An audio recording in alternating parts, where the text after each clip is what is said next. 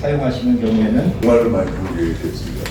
제가 문정부 출마하기 전에 저는 이제 거시경제학자이기 때문에 시뮬레이션한 결과 만약에 경제정책만 제대로 되었으면 지난 문재인 정부 기간 중에 우리나라 2인당 GDP가 일본을 넘어갔었거든요. 저는 그래서 진정으로 이제 곧 우리가 그 길을 할 수 있는 때가 다가온다고 생각했는데 경제를 워낙 잘못 운영해가지고 그냥 기회를 놓치고 심지어는 대만하니까 1인당 GDP가 밀리게 됐습니다.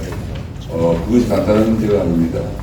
옛날에는 아시아의 리만용이라고 해서 싱가포르, 홍콩, 한국, 대만이 같이 이제 아시아의 리만용으로 되었지만 이미 싱가포르는 최선진국으로 성장했습니다. 싱가포르 1인당 GDP가 한 6만 6천 배였거든요. 이제 싱가포르 우리는 도저히 못 알아갑니다. 그래서 싱가포르를 뭐 작은 도시니까 가능하다 그런 얘기가 아니라 그것 때문에 싱가포르의 본질을 못 본 거죠. 싱가포르는 완전히 세계 최고의 금융과 교육과 관광의 허브로 성장했습니다. 싱가포르는 전 세계 국제 금융기관들의 본부가 싱가포르에 다 있습니다. 제가 몇 군데를 방문해 봤는데 보통 직원들이 4,000명씩 5,000명씩 근무합니다. 제가 보면 그런 것들이 즐비하고요. 그러다 보니까 우수 인재가 필요해서 교육이 전 세계 주요 경영대학원 싱가포르에 다 분부가 있습니다. 그러다 보니까 컨퍼런스도 많고 하니까 자연적으로 마이스 산업이 성장하면서 싱가포르가 성장했는데 그 공통점이 뭐냐면 금융과 교육과 마이스 산업은 우수 인재가 많을수록 발전하는 산업이거든요. 그러니까 우수 인재는 연봉이 높을수록 발전하는 산업이에요. 그래서 싱가포르 1년 그래서 6만 7만 불까지 올라간 거예요.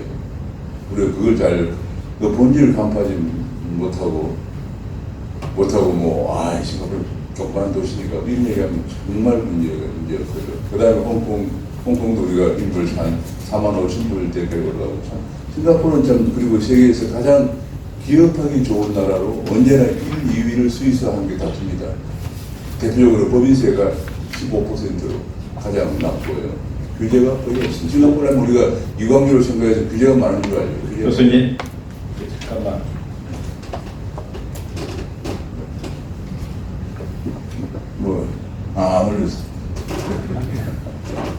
그래서 싱가포르는 그 규제가 없습니다. 제가 싱가포르를 자주 가고 갈 때마다 놀랍니다. 가장 최근에 한 3년 전에 갔었는데 정말 이제 싱가포르는 보면 우리와는 완전히 거리가 멀어진 선진국이 되어버렸고요. 그래서 대만이 이제 우리 길을 따라오고 있었는데 이 문재인 정부 5년 거치면서 드디어 작년에 1년 GDP가 대만에 밀리게 됐습니다. 14년 만에 대만에 밀렸습니다. 요즘 대만의 TSMC 얘기가 많이 나오지만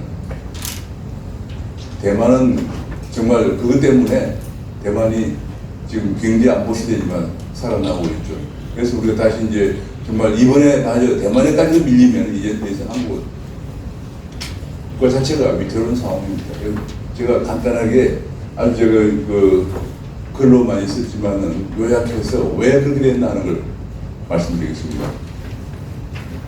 이제 우리가 반지성주의에 대해서는 좀 전에 목걸이님께 잘 말씀하셨습니다. 전체주의 세력들이 반지성주의 가짜뉴스로 그래서 선동과 거의 선동을 하면서 하는 세력이다 하는 걸 전체주의 세력이다. 이걸 대통령께서 이번에 미국 의회 연설에서 그분을 강조했습니다. 그래서 자유주의를 위협하고 경제를 파탄시키죠. 자, 근데 주로 문 대통령이 취임하면서 했던 게 이거죠. 이게 그 내용이 뭐냐 이겁니다. 보통 사람들 소주성 하면 뭐 어떤 건지 이런 겁니다. 임금을 급격히 올리고 주 52시간 근로시간 단축을 하고 비정규직을 정규직을 한다. 대통령이 처음 취임하자마자 정규직 제로시를 선언했죠. 임금 피크 전면 정년 연장. 지금 이것 때문에 기업은 난립니다. 정년 연장하면은 고령화 시대 좋긴 하지만 청년들이 일자리가 없습니다. 청년들이 어느 정도 심각하냐면 보통 청년하면 15세부터 29세까지인데 16% 정도가 정규직입니다. 그런데 청년이 연장되어 버리면 청년이 더 갈 데가 없습니다.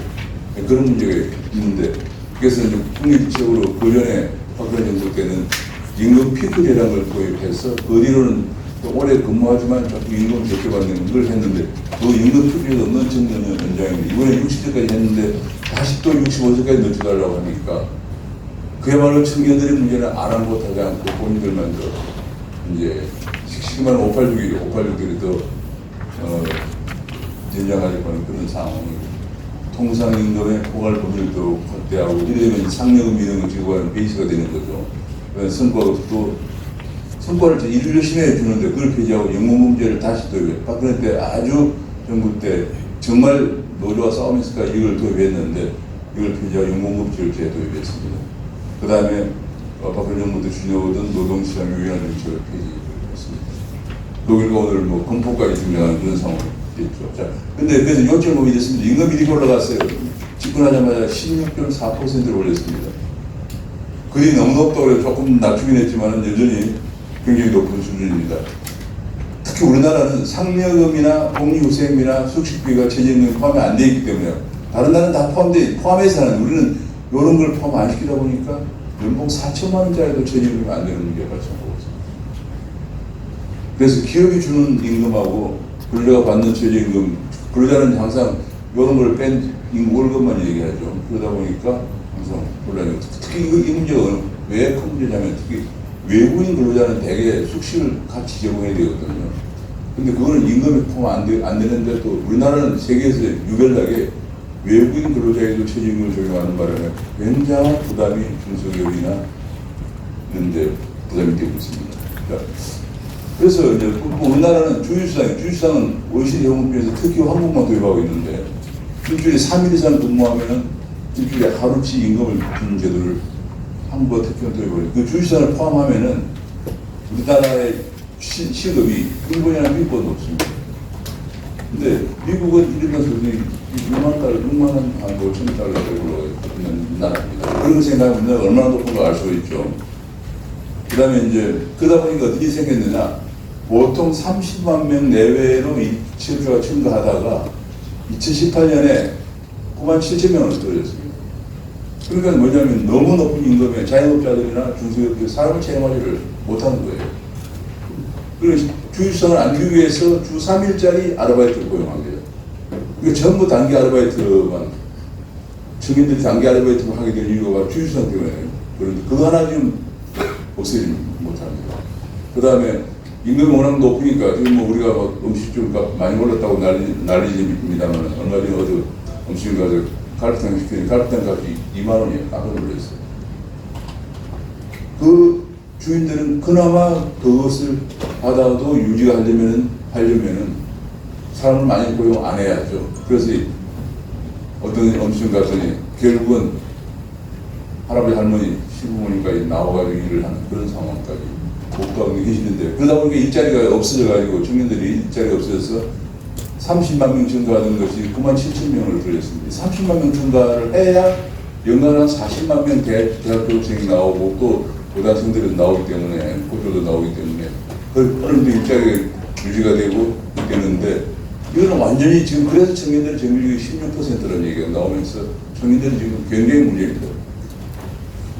자, 그래서 이제 실업률이 17년 만에 최고치로 올라가고요.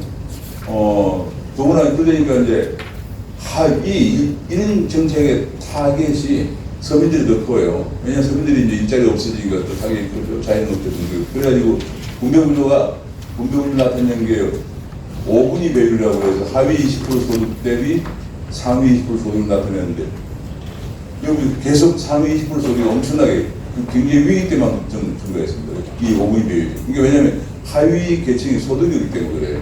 하위 계층 소득이 얼마나 없었느냐. 하위 20% 계층은 무직 가구 비율이 57%까지 올라갔습니다. 무직 가구. 그러다 보니까 월 수입, 평균 월 수입이 47만 원인데 정부에서 보조금을 59만 원 받아서 근근히 한 100만 원 가지고 생활하고 있는 상황이거든요. 여러분, 지금 서울이나 큰 도시에서 월 100만 원 정도로 생활한다는 2, 3인 가족의 생활상을 상회하고 있죠. 지금 서민들이 어떤 상태에 있는가를. 그래서 이제 흔히들 경제학회에서 간에는 버는 것보다도 보조금이 더 많으니까 배급사회가 도래했다. 이것이 왜 심각하냐면, 공산주의가 지향하는 게 뭡니까? 공산주의는 배급사회예요. 공산주의가 북한이 저렇게 고난의 경고 중에 수백만 명이 굶어 죽는데도 지탱되는 이유가, 당장 비난을 하면 내일 아침 식사가 뭐 배급이 안 되죠. 그걸로 지탱하는 거예요. 그래서 우리가 지금 많은 학자들이, 자유우파 학자들이 걱정했던 게, 야, 우리나라 이거 러시아로 가는 거 아니냐, 이런 얘기까지 했습니다. 자, 그래서, 그리고 근로시간 단축도 하는데, 근로시간 단축하다 보니까, 제일 문제가 단축하니까 회사에 사람을 더 고용해야 돼요. 당장 지금 기업도 유지하기, 임금도 올라가서 유지하기 힘든데 사람도 고용해야 되니까 정부에서 1인당 월 100만 원을 지원을 합니다. 그리고 근로자에게는 40만 원을 지원합니다. 그러면 1인당 140만 원을 지원합니다. 이것이 게다가 또 청년 고용 장려금이라고 그래서 이런 것도 지금 주다 보니까 한 해에만 3조 원 정도의 정부 재정이 지출됩니다. 그 재정이 어디서 가느냐? 전부 고용보험기금에서 가요. 아니, 고용보험기금은 우리가 보험료 내가지고 우리가 취업자 되면 쓰려고 모아놓은 건데, 그냥 제가 문재인 정부의 특징을 보니까 정부에서 있는 돈이랑은 다 찾아가지고 뺐어요. 도시 주택기금도 우리가 대부분 그 주택 분양받으려고 뭐 돈 내는 청약 드는 거 이런 거 모아놓은 그것도 다 뺏쓰고, 고용보험기금도 다 뺏쓰고, 우리 국민연금도 다 뺏쓰고, 뺏어오는 게 그럼 재정도 다 뺏어고 있는 대로 다 뺏는 게 파퓰리즘이죠. 그래서 이제 이것이 어떤 상태를 가져왔나? 고용보험기금이 10조 원 정도 흑자였던 고용보험기금이 2021년에 바로 적자가 들어섰습니다. 앞으로 이제 고용보험이 큰 문제입니다. 그래서 어떻게 되느냐? 일자리가 없어지면은 보험료를 실업급여를 줘야 되는 실업급여를 못 주게. 실업급여도 오늘 신봉은 나오지만 우리나라가 미국에 비해서 다른 나라에 비해서 평균 임금 대비해서 가장 높은 나라입니다.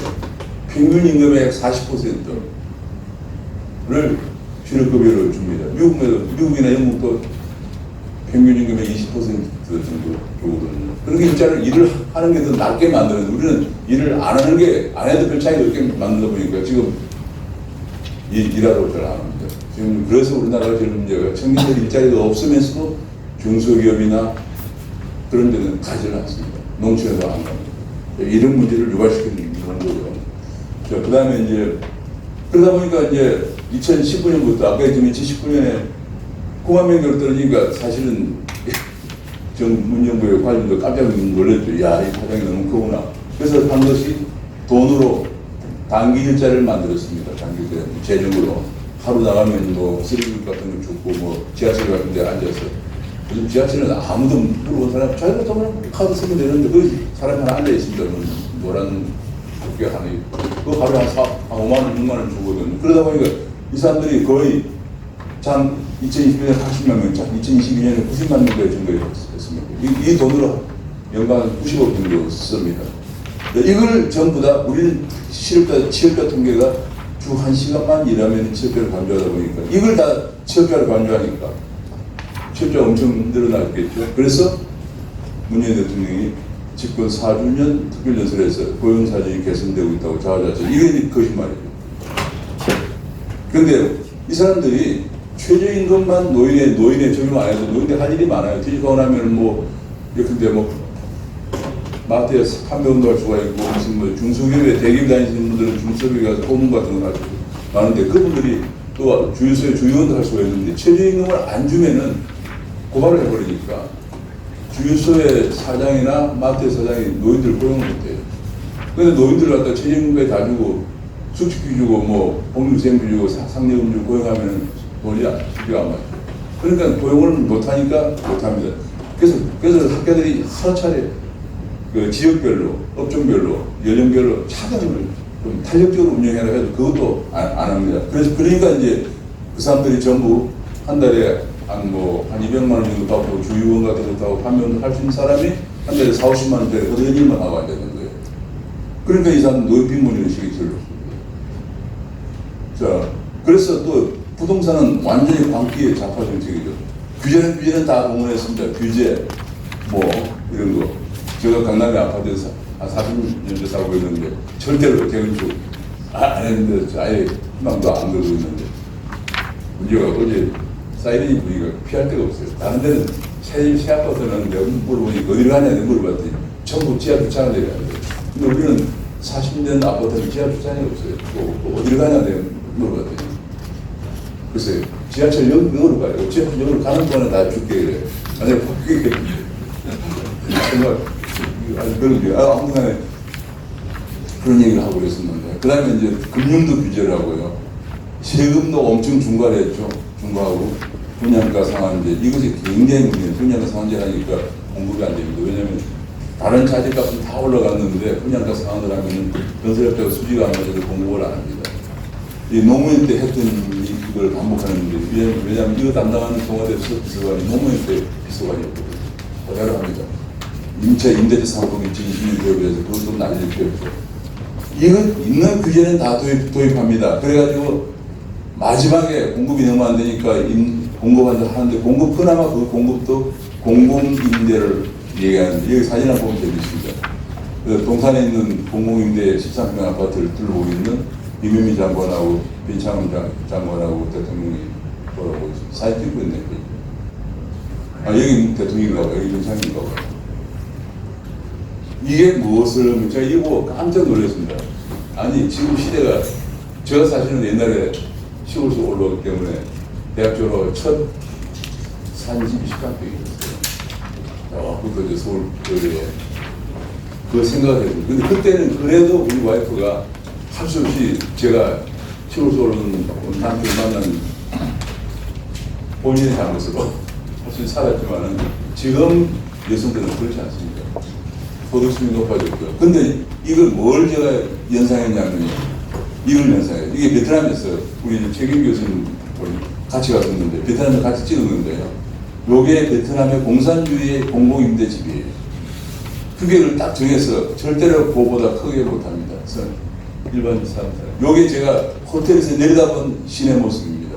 이게 전부 다 보면 요런 집들이 쫙 꽂혀 있습니다. 이게 제가 이거 뭐, 그래서 제가 더 놀란 거예요. 제가 해외를 다니면서 이런 걸 유심히 보기 때문에, 결국 이 사람들이 생각하고 있는 게, 우리 국민들은 전부 공공임대 살기를 원하는 것이 아니냐는 의심을 가지고 합니다. 베트남 가면 큰 집이 있어요. 큰 집은 다 공산 나오는 사람.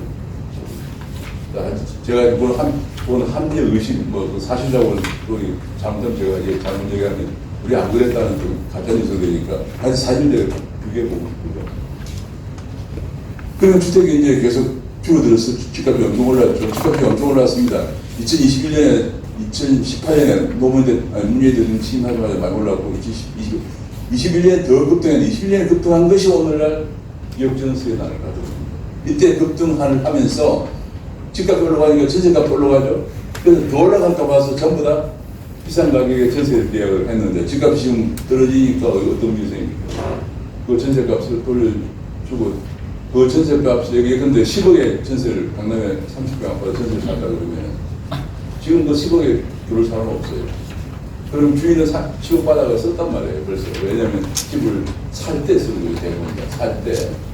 그런데 지금 갑자기 10억을 내주고 7억짜리 전세를 놓으려고 하니 3억이라는 돈이 없잖아요. 그게 역전세잖아요. 그래서 전세 든 사람이 돈도 못 받는 그런 문제가 발생한 거지. 이때 문제 때문에 발생한 거예요. 그래서 자기도 실패한 걸 알고 죽비를 맞고 정신이 번쩍 들었다고 얘기를 했는데도 정책실장도 아니라 얘기했는데, 이게 국민의 통계를 이용하는데, 국민의 통계가 지금까지 너무 오는 걸로 나오니까 정부가 통제하는 부동산 통계를 이용해서 이런 거짓말도 합니다. 근데 문재인 정부 제일 큰 문제가 통계 조작이에요. 이게 공교롭게 2017년 5월달에 집권하면서부터 경기는 언제나 경기 순환, 도행기 순환 변동치를 보는데 하락하기 시작해요. 왜냐하면 온갖 경기를 억누른 정책은 다 썼거든요. 금융, 세금, 금리 왜냐하면 이 사람들은 경기 안정화 정책이라는 것을 공부해본 적이 없는 사람들은, 거시경제학은 다른 말로 하면 경기 안정화 정책이에요. 그런데 이 사람들은 그냥 이념 편향적인 정책만 써요. 자기들이 이념에 맞는 것만 쓰는 거예요. 그 쓰다 보니까 경기가 추락하잖아요. 추락하니까 어떤 일이 생겼느냐. 그래서 통계청량 바꾸고, 2018년에 통계청량 바꿔가지고 요 편제 방법을 바꿨습니다. 그래서 경영 전문가들이 아니면 잘 모르게 교목에 바꿨는데, 그 전에 경기 순환 변동이 떨어졌어요. 경기 악화됐죠. 위기 수준만큼 떨어졌습니다. 그런데 요걸 중단시키고 새로운 통계 편제 방법을 쓰니까 경기가 반등한 걸로 나타났어요. 그래가지고 얘기한 게 21년 5월에 지금 못 설명서에 이제 경기가 어느 정도 회복됐다고 국민 여러분께 보고드릴 수 있게 되면 매우 다행스럽다. 이런 소리를 합니다. 통계를 완전히 조작합니다. 사실은 이건 중대 범죄인데 저희 학교들이 몇 차례 이 통계청장과 이걸 판단했던 그 라인은 중대 범죄를 저질렀다 얘기했는데도 뭐 그냥 넘어갔습니다. 지금이라도 저는 이거 굉장히 중요한 문제라고 다시 한번 뒤집어야 한다고 생각을 합니다. 그런데 그뿐이 아니고 이제 아까 소득분배구조가 악화됐다는 말씀드렸잖아요. 그러니까 소득분배구조를 또 표본을 또 바꿨습니다. 저소득층의 표본을 적게 잡은 거예요. 그래서 분배구조가 좋아지고 그래서 통계까지 조작을 했습니다. 그러면서 정부에 있는 돈은 다 꺼내서다 보니까 부채가 문재인 부채가 여기서부터 1,600억 올라갔으니까 400조가 늘어났습니다. 가파르게 올라가 400조 늘어났습니다. 그런데 우리나라가 이제 보통 선진국에서는 이것이 GDP 대비 국가 채무가 40% 국가 부채라고 하는 게 40%를 넘었으면 위험하다고 그러는 대통령은 40% 안팎에 관리하는 근거가 뭐냐? 2019년 재정 전략회의에서 얘기를 했습니다. 그런데 이것도 넌센스인 게 우리나라는 국가 채무란 걸 쓰고 다른 나라는 국가 부채란 걸 쓰거든요. 그런데 국가 부채는 좀 더 넓은 의미의 부채입니다. 뭐 본인 공무원 연금, 충당금 이런 거 다 포함하면 그러다 보니까 국가 채무로 해도 40% 마진을 손을 넘었은 데다가 지금 한 50몇 프로 정도 되고 있어요. 선진국이 쓰고 있고 IMF가 국가 재정 통계 매뉴얼이라는 걸 가지고 공부하고 있는 국가 부채를 쓰면 우리나라 이미 벌써 이 정도 올라갔습니다. 미국은 요즘 큰 이슈가 이제 미국 부채 상한선 합의였는데 상한선 미국은 100%가 넘었으면은 미국의 예산통계법이라는 게 있어요. 예산통계법에 의해서 여야가 합의를 해야 되는 의회를 통과해야 예산을 늘리는 우리 그런 것도 없어요. 그래서 이번에 미국의 가장 큰 이슈였는데 미국도 국가 부채가 한 120%에 올라갔어요. 우리 이걸 미국 수준까지 올라간데도 뭐 예산통계법이나 재정 준칙을 얘기하는 사람이 없습니다. 그 다음에 원전, 우리 정범진 교수님께 나중에 말씀하시겠는데 원전의 비율을 줄이고 신재생 비율을 늘리는 게 이제 문재인 정부의 탈원전이죠. 전부 환경단체들이 이거 하는 원자력 위원회 등등이 전 대부분 다 환경단체 사람들이 차지했고 이거 다 표시했습니다. 월성 1호기 때에는 김기승 조작 때문에 그 당시 산자부 장관이 감옥에 가느라고 했는데 지금 어떻게 모르겠어요. 그 문제가 뭐냐면 단가가 원전은 2022년에 에너지경제연구원 자료인데 52원 정도, 킬로와트 시당 52원인데 비해서 신재생 에너지 같은 경우는 200원 정도예요. 이러니까 문제가 뭐냐면 구입 비용이 너무 비싼 거예요. 구입 비용이 너무 비싸니까 서울대학교 원자력 정책센터가 발표한 탈원전 비용 추정 결과 47조 원 정도 여기까지 발표했습니다. 그러다 보니까 구입 비용이 너무 비싸니까 한전이 부채가 문재인 정부 집권하기 전에 108조였는데 지금은 193, 2배로 늘었습니다. 그런데도 불구하고 전기요금을 인상 안 하는 바람에 윤 정부가 엄청나게 지금 부담을 받고 있습니다. 왜냐하면 전기요금 올리면 또 그나마 또 글로벌 경쟁력이 약간 제조업들 경쟁력 문제이고 엄청나게 지금 부담을 아마도 윤 정부 제 생각으로 한 5년 거의 내내 문 정부가 남겨준 부채 더비 때문에 고생하는 그런 상황이 될 것 같아요. 4대 양보는 우리가 잘 알지만 4대 양보를 임기 때 만들었는데 여기만 전부 볼을 해체하고 난리 피웠으면 피는 바람에 금년봄에 영남에 가뭄 난리 피웠죠. 이런 것들, 그 다음에 자원민국에서 우리 해외 자원개발을 해왔는데 해외 자원개발은 전부 매각을 적폐로 관리를 전부 매각했습니다. 결국은 사회주의식 정책으로는 번영된 국가가 못 만다는 게 이걸 보면 안 돼요. 그 당시에 여기 이제 많이 인용되는 거예요. 북한은 전기구조 평양에. 우리가 62년 경제개발 계획을 할 때는 북한이 우리보다 2배 정도 소득을 높았어요. 근데 지금은 북한이 한 1,400불 정도, 요 정도 선에 있고요. 우리는 3만 불이 넘었잖아요. 미얀마도 그 당시에 우리보다 훨씬 높았어요. 우리가 옛날에, 여러분, 나이신 분은 축구하면 우리가 맨날 보마예요. 미얀마 옛날에 보마에 쳤어요. 이유가 뭐냐면, 보마에서 잘못 된 거예요. 보마에 맨날 쳤어. 월드컵이다, 무슨 컵에 아시안컵 이런 거다 못 나갔는데, 지금은 미얀마는 비교도 안 되죠. 이게 결국은 공산주의라는 게 어떤 것인가? 어떤 결과를 가져오나 보여주는데도 제가 안타까운 건 우리나라에 아직도 종국 주사파들이 권력을 전행하고 있다는 것이 너무 안타깝습니다. 네. 그래서 한글 보면 영국의 대처가 한 거와 문정부 한 거 보면 정반대. 대처는 작은 영국, 큰 영국. 여기는 재정도 긴축하고 세율이 나는데 강만 재정하면 세율은 또 올립니다. 민영화를 하는데 오히려 공격을 확대했죠. 노조 계획을 하는데 노조 계획, 노조 권한을 더 강화합니다. 친기업 규제 계획을 하는데 반기업 규제가 강화합니다. 금융 계획을 하는데 금융 규제를 강화합니다. 주택은 그 당시에 대처 전에 있던 노동당이 하던 공공임대를 전부 민간 분양을 했습니다. 근데 공공임대 그때 대처했던 가장 큰 문제가 공공임대를 이렇게 시장 비슷하게 하니까 그 동네가 완전히 런던의 그런 공공임대 지역이 우분 지역이 돼서 이걸 완전히 민간 분양을 다 시켰거든요. 자기 집이 아니니까 관리 잘 안 하죠.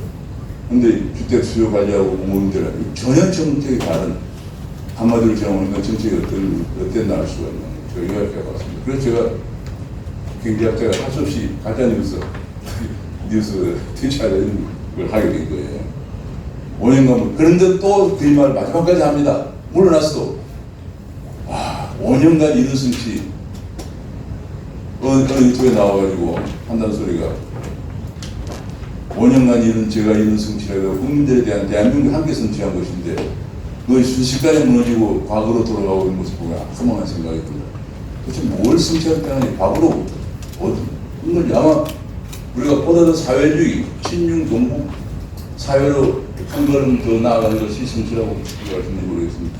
더 가관 중에 하나가 문재인 정부 때 고위 참모를 지낸 사람 250명이 싱크탱크 사회지를 출범해. 사회지라는 게 뭐냐면 사회지.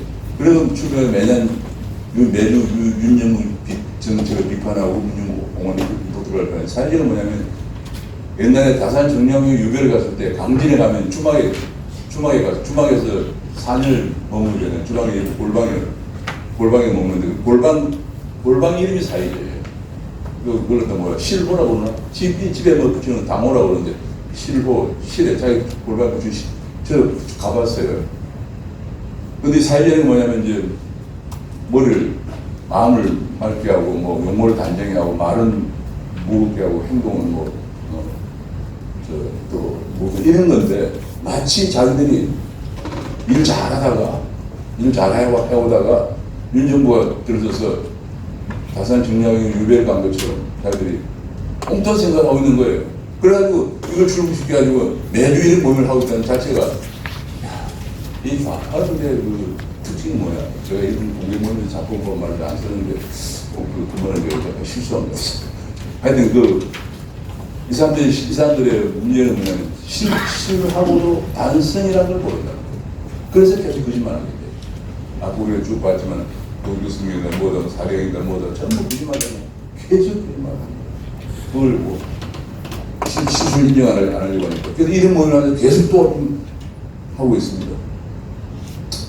저는 자빠질 거짓말이 태생적이라고 생각을 합니다. 제가 얼마 전에 한국에 왔던 라인 시틀만의 독일 학자가 쓴 책을 우리가 복권스하고 그랬습니다. 이 사람들은 이 책이 결론이 그겁니다. 등수 관련 마오쩌둥이 집단 농장을 만들어가지고 약 중국 전역에 24,000개를 만들어서 많게는 8,000명, 적게는 8,000명, 많게는 2만 명을 넘는 집단 농장을 만들어서 몇 년간을 공동 노동을 시킨 바람에 약 라인 시틀만 말이야 3,500만 명을 먹고 러시아에서 나타나니까 소련 소비에트를 못한 게 이제 중국의 그런 집단 농장이고 북한에 또 뭐 그런 거죠. 수천만 명이 굶어 죽었는데도 우스꽝스러운 게 1966년에 왜 이렇게 우리 정책이 성공해야 되는데 왜 실패하냐 하고 반성을 4년간 하고 다시 시작하는 것이 뭐냐. 아직도 우리 사회에 개인 재산을 가지려고 하는 유산계급과 그리고 그다음에 노동을 안 하고 공부하려고 하는 유식계급이 있다고 그래서 유산계급과 유식계급을 전부 색출해서 없애는 그것이 문화대혁명이 광기업 문화대혁명이 1960년부터 10년까지 10년간 못했던 게 10년이 죽은데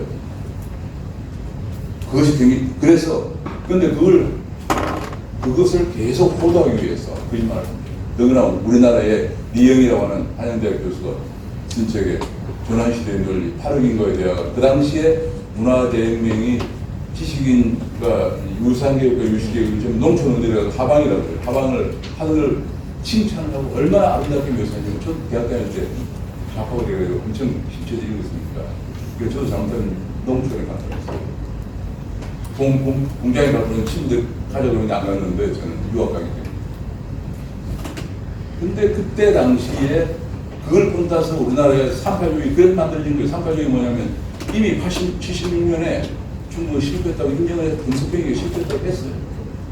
어쨌든 지금 실패했다. 근데 왜 어쨌든을 천연방에 끌어들느냐? 우리는 잘 알지만 037과 그래도 공산당 정부를 세운 30% 인정해주고 70%는 대실패했다. 그래서 등석병이 개혁을 한 건데 그게 78년 우리나라는 80년대 들어가지고 느닷없이 우리 청년들이 뭘 제대로 배우지 못해가지고 제가 청년들은 무조건 공부를 해야 된다.